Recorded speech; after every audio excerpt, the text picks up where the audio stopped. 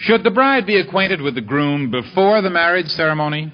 In respectable circles, yes, but not tonight on People Are Funny. Yes, NBC presents John Goodell's production of People Are Funny, transcribed from Hollywood. And now here's America's top master of ceremonies, Art Linkletter.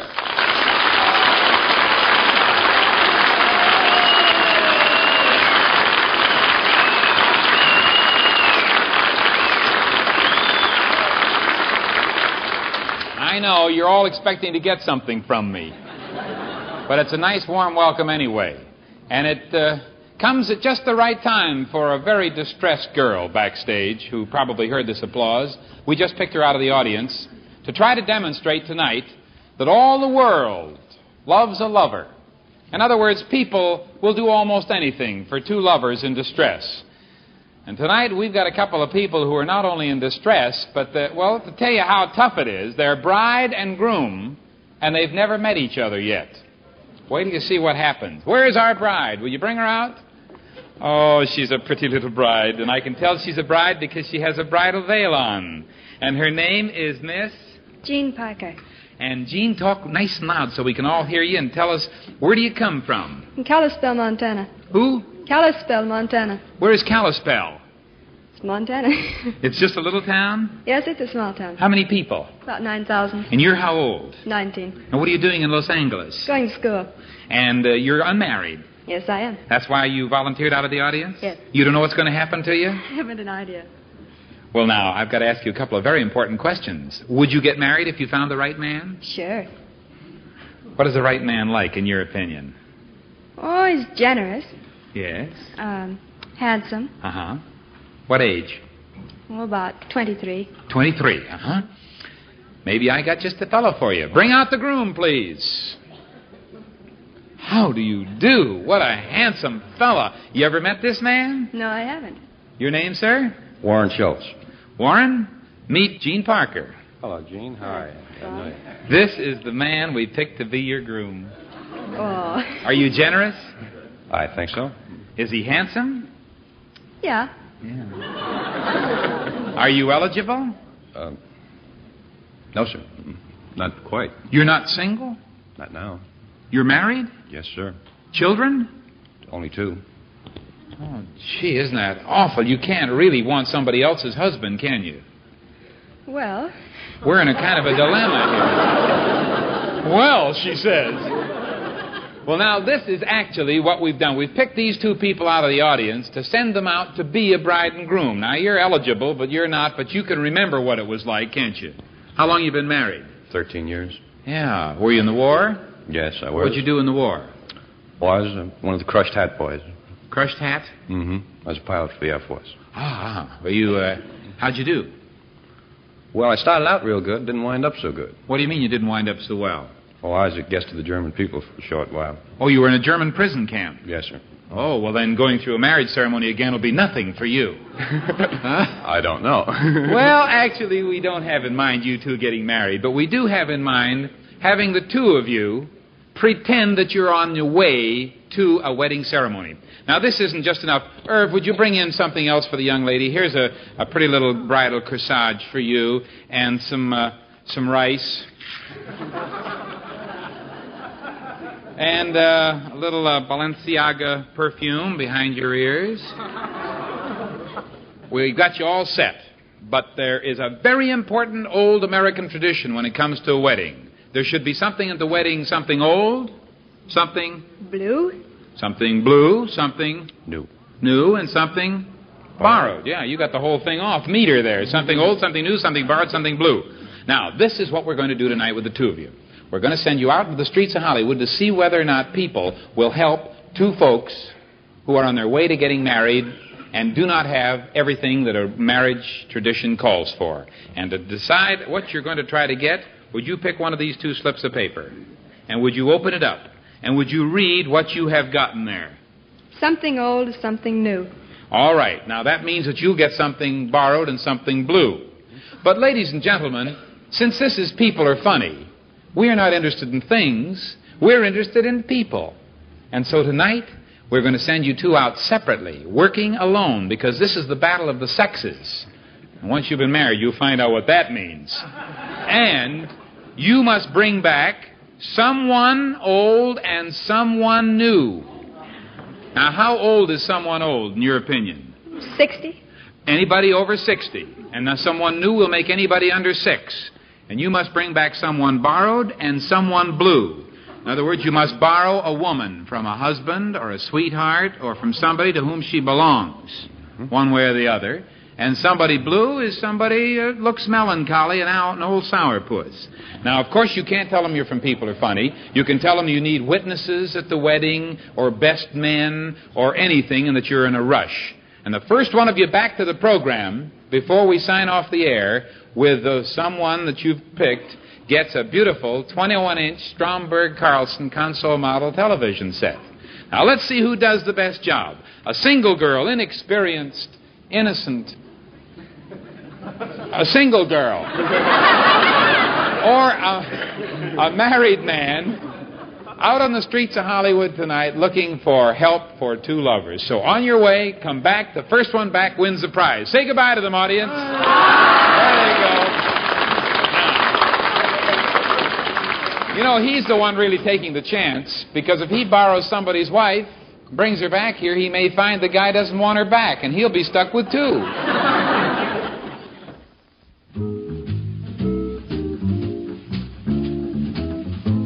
Where's the music coming from? From this little phonograph here. You're kidding. Where's the electric cord? Doesn't need any. No electric cord? How's it work? Well, it's brand new. RCA Victor Skipper. Portable phonograph and a portable radio. Works on batteries. Works on battery. Imagine that. You can enjoy records anywhere. On a picnic, hayride, out in your backyard, or you can even play it in a canoe or a car. Nothing to plug in. Works on batteries. It's an RCA Victor. The Skipper by RCA Victor. It stores 14 records right inside the case.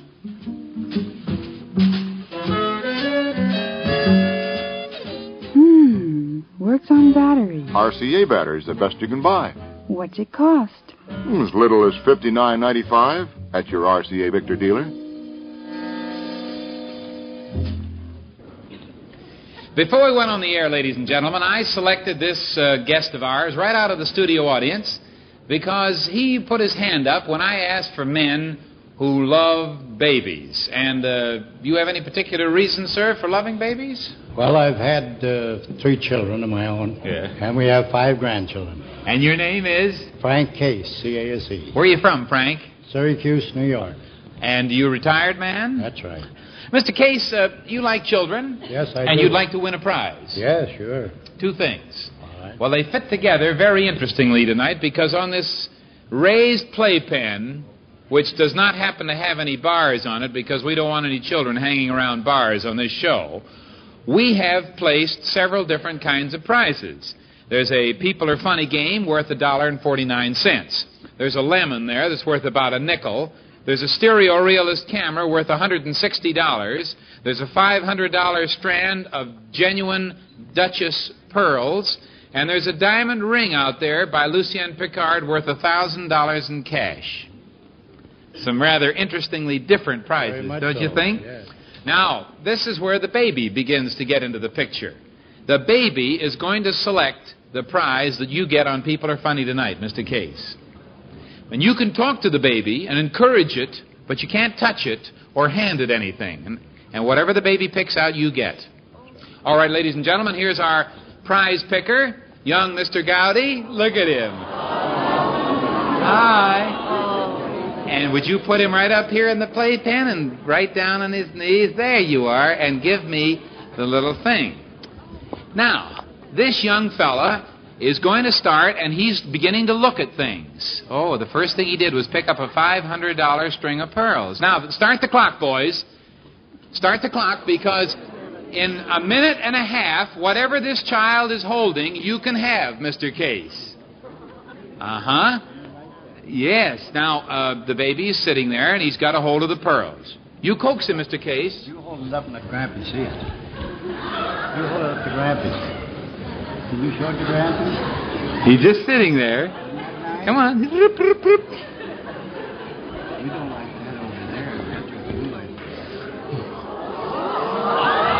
Oh, he picked up the sign, but he didn't pick up the diamond ring. He's got a hold of the pearls. Uh-huh.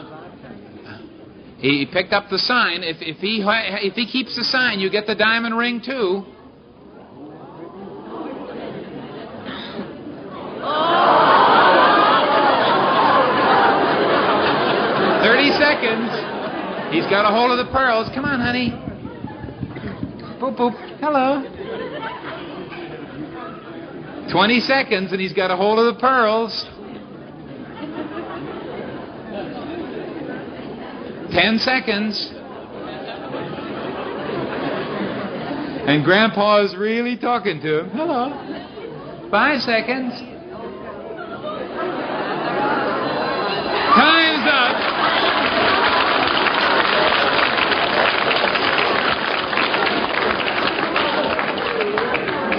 Well, Grandpa Case, you almost had the two biggest prizes.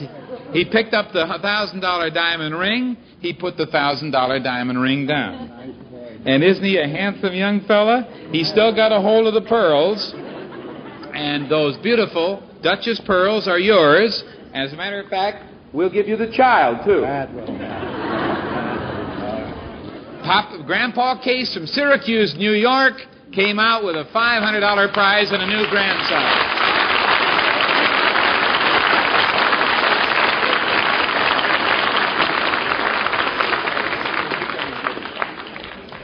You know, people are funny.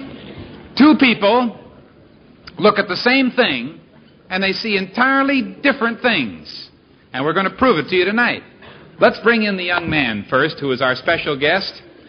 I say special because he was picked as a volunteer last week when we did the show. How do you do, sir? I do, Mr. Linkletter. Your name is? Jack Schmidt. How old are you, Jack? 24. You volunteered when I asked for what kind of people? A young married couple who had a car older than 5 years. That is correct. Now, we had to pick you last week because we wanted you to bring your car down, and this is it, isn't it? Yes, it is. This car is about what vintage? 1947. 47, Well, that's older than 5 years. Now, we also asked you to get the blue book on this car, this family buggy of yours. What is the blue book on this 47 car? $250.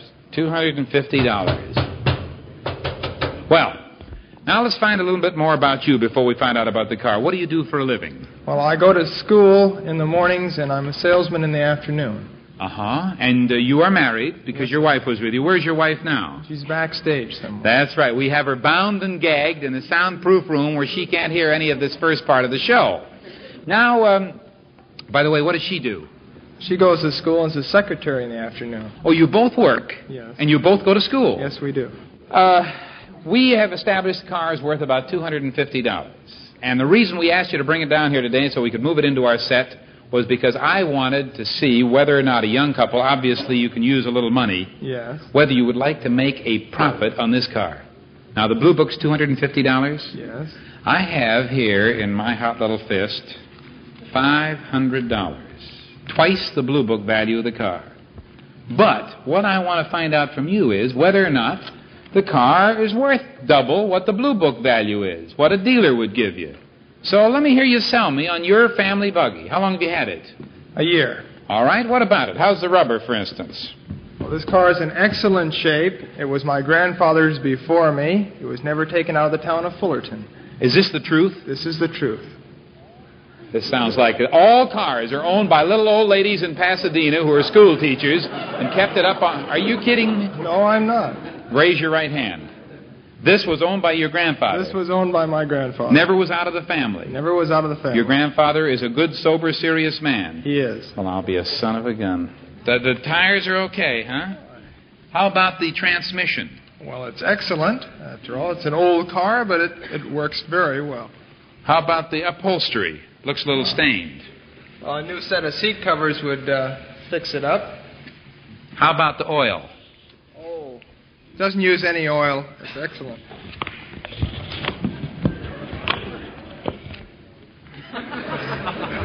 What's that pool doing down there? What is the pool doing on our stage? Knowing your show, you probably...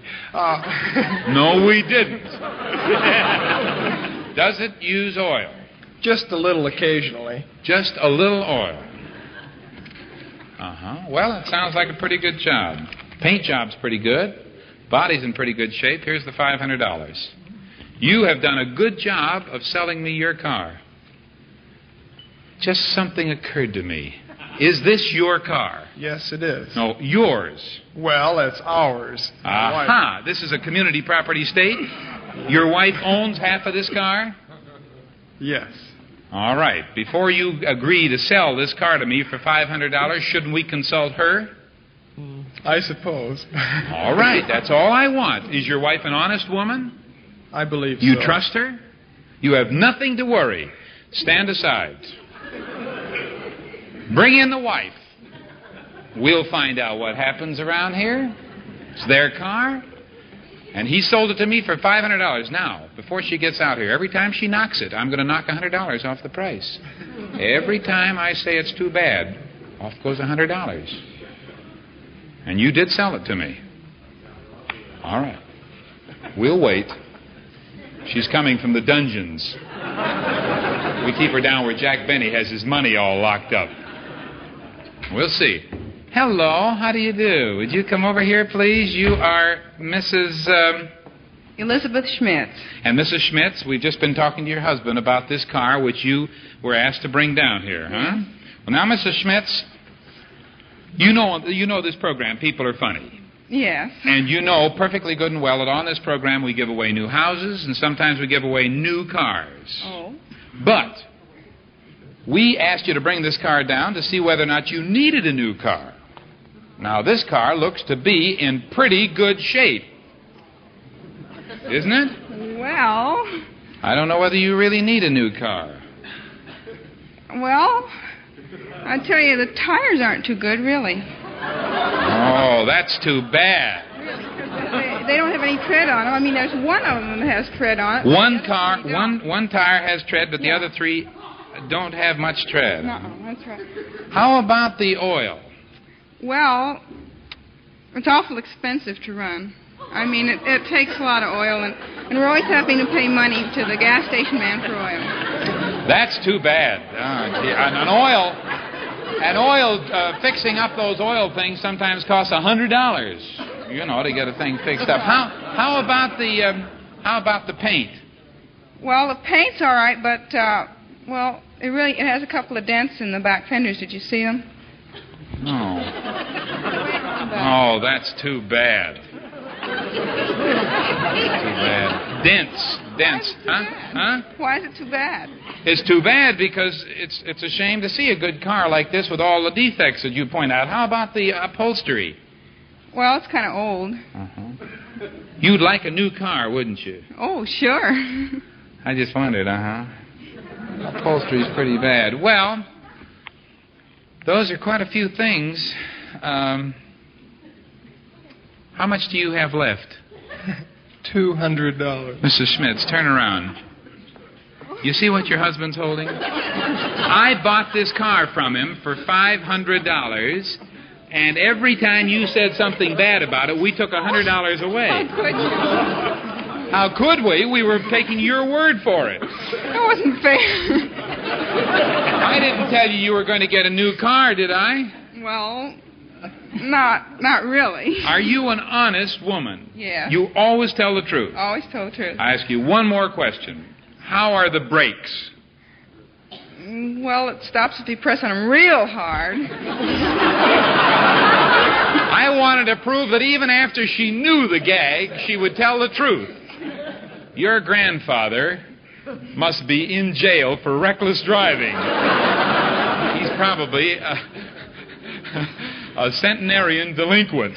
Well, actually, what we have done here is to prove that two people look at the same thing entirely differently when they have two different advantages to gain. You thought maybe you'd... give me that last $100, Pat. Take the $100. Take the $200. Take the car and go home. And when you get home, you'll find waiting for you a couple of round-trip tickets on United Airlines DC-7 mainliner to Las Vegas, and an all-expense-paid week at the Sahara Hotel in Las Vegas. You got your $200, you got the car, you got an honest wife. You should be very happy with her. And to make you real pretty up there, here's a bottle of nice Arpège perfume. Oh, thank you. Thanks for both of you proving that people can be truthful with two different viewpoints.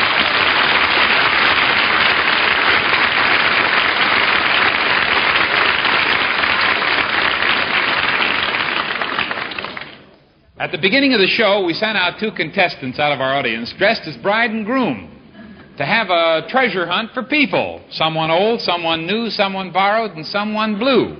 The first one back to the studio with both of his people wins a beautiful television set. So let's bring out the bride first. A pretty little girl dressed up especially in our bridal veil. And your name again is? Jean Parker. Yes, you're the girl from the little town in Montana. That's right. Did you have fun tonight? Oh, boy. Did you find that we proved that all the world loves a lover, and people in trouble on their way to getting married, people will do anything for them, or won't they? Well, not anything. Well, I mean, did you ask? Now, you had to get somebody old and somebody new, and the old had to be over? 60. And the new had to be? Under 6. Did you get them both? Yes, I did. How many people did you go to before you got them both? Oh, 7 or 8. 7 or 8, but you finally came back with them both? Let's meet them and see whom she brought back with no help from anybody but herself. Here they come.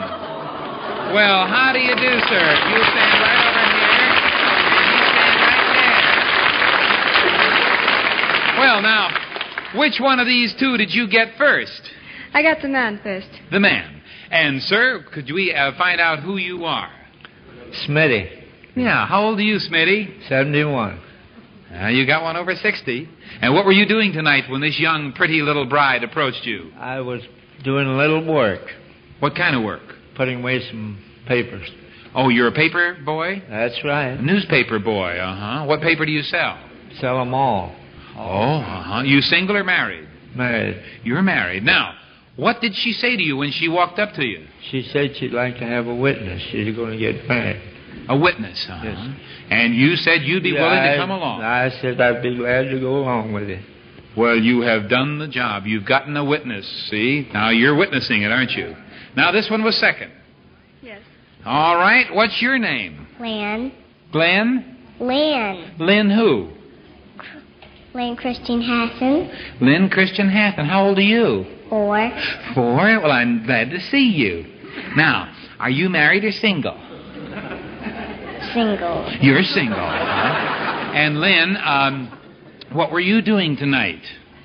Where were you going tonight? Were you standing somewhere? No, I was going to sew.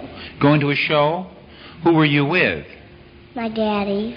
Oh, and what did this girl want when she walked up? She said, I want you to go to here. To where she was getting married? Oh, what did you tell the father?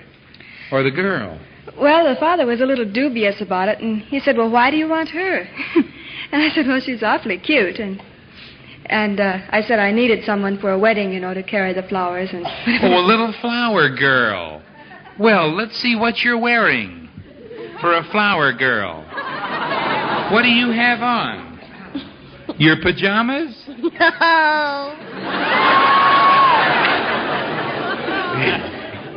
What do you have on? A suit.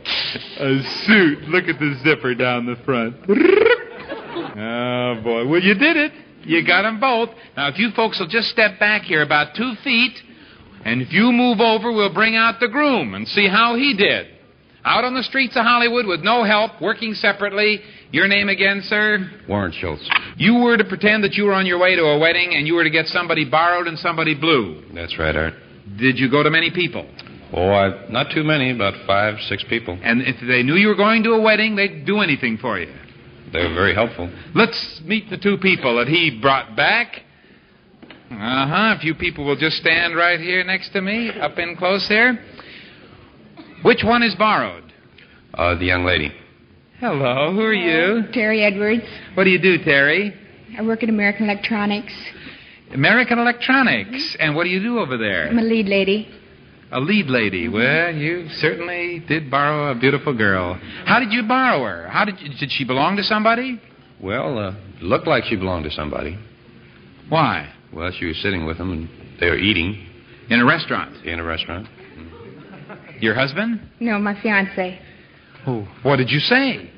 Well, I told them that I was getting married, and I asked them if they'd help me out, that we needed some witnesses, and we wanted another girl, and if he didn't mind, would she oblige and come with me? And leave him there? Well, he wouldn't quite go for that. Oh, he came along. Yeah. What, were you in the middle of the meal? Just finishing. Just finishing, and he accepted... your fiancé agreed to let you be borrowed if he came along. Yes. Well, you did it. You did it. Where's your fiancé right now? Back. Back there. Oh, he's the fellow with the gun. Uh-huh. And you, sir, would you come a little closer and tell us who you are? It's Morris Kahn. He's the fellow that's supposed to be melancholy or blue. Why did you pick him? Well, he started off being melancholy. He looked sad. Let me see you look blue. His jacket was blue. His jacket's blue. Shirt's blue. Trousers are blue. So, in other words, you were taking no chance. Something borrowed, something blue in color, and you're not a melancholy fellow, are you? Yeah. Well, sometimes, yeah. You are. Your disposition is blue. Yeah. Yeah. You poor fellow. He doesn't look it now, does he? Not at all. You almost laughed your way out of a prize for him, you know. Well, ladies and gentlemen, apparently these two people competed very successfully in that they both brought back someone borrowed, someone blue, someone old, and someone new. Mr. Irvin Atkins, would you give me a report, please, on who was back first? The lady was back first. By how much time? Oh, quite a bit of time, 7 or 8 minutes. 7 or 8 minutes. Well, you get the consolation prize, and what a prize it is. A beautiful third-dimensional stereo realist camera and a viewer. This is worth several $100s, and you'll get some beautiful third-dimensional pictures out of it. Well, thanks a million, all right? You get the first prize. I'll tell you about in a second. Each of these 3 grown-ups will get a Lucien Piccard wristwatch, a beautiful one for taking time out from your meal and from your melancholy and from your newspaper to come back here. And, young lady, how would you like to have a nice new bicycle your size? Would you? And you'll be the flower girl at the wedding. Say something. Thank you. Goodbye, and, you're welcome. And you, my pretty little miss, you get a 21-inch Stromberg Carlson television set. There's nothing finer than a Stromberg Carlson. Compliments of people are funny. Goodbye, and good luck to all of you. Well, ladies and gentlemen, next week, the little man who isn't there makes it tough for the little man who is there. Listen in and find out what I mean. Here, ladies, is how to save up to half on truly quality broadloom rugs and wall-to-wall carpeting. Deal direct with the manufacturer. Get factory-to-you savings on the newest, richest-looking deep-pile broadlooms you ever saw. The whole money-saving story is told in the free Olson Rug and Decorating Guide that shows these gorgeous broadlooms in full color in model rooms. Write for this free 44-page book.